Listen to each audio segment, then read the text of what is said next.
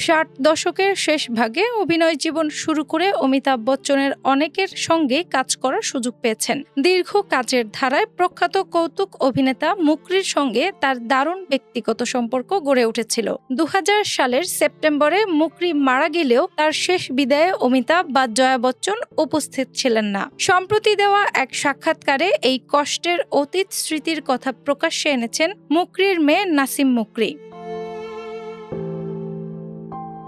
তিনি জানান, বাবার মৃত্যুর পর বচ্চন পরিবারের পক্ষ থেকে তাদের সাথে আর কোনো যোগাযোগ রাখা হয়নি। অথচ অভিনয় জীবনের শুরুর সংগ্রামের দিনগুলোতে অমিতাভ নিয়মিতভাবে তাদের বাড়িতে যাওয়া আসা করতেন। আক্ষেপ প্রকাশ করে নাসিম বলেন, চলচ্চিত্রের জগতের বন্ধুত্ব কেবল যৌথ সফলতার দিনগুলোতেই টিকে থাকে। একসাথে সফল সিনেমা দেওয়া বন্ধ হয়ে গেলে বা কাজ না থাকলে সেই পুরনো সম্পর্কগুলো হারিয়ে যায়।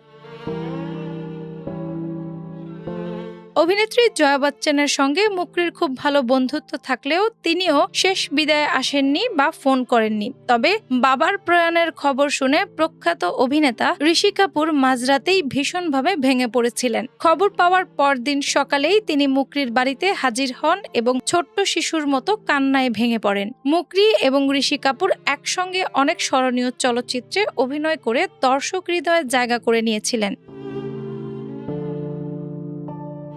জনপ্রিয় অমর আকবর অ্যান্থনি চলচ্চিত্রে ঋষি কাপুরের সাথে মুকরির অনবদ্য অভিনয় আজও দর্শকেরা মনে রেখেছেন। সেই চলচ্চিত্রে তাদের একটি জনপ্রিয় গানও আজও চলচ্চিত্র প্রেমীদের কাছে ভীষণভাবে স্মরণীয় হয়ে আছে। তবে শেষ সময়ে বলিউডের বড় বড় তারকাদের এমন নীরবতায় মুকরির পরিবার কিছুটা হলেও কষ্ট পেয়েছেন। বিনোদন জগতের ঝলমলে আলোর পেছনে এমন নানা অচেনা বাস্তবতার কথা এই ঘটনার মাধ্যমে ফুটে উঠেছে। সব মিলিয়ে একজন গুণী শিল্পীর বিদায় বেলায় সহশিল্পীদের এমন ভিন্ন রূপ চলচ্চিত্র পাড়াকে ভাবিয়ে তোলে।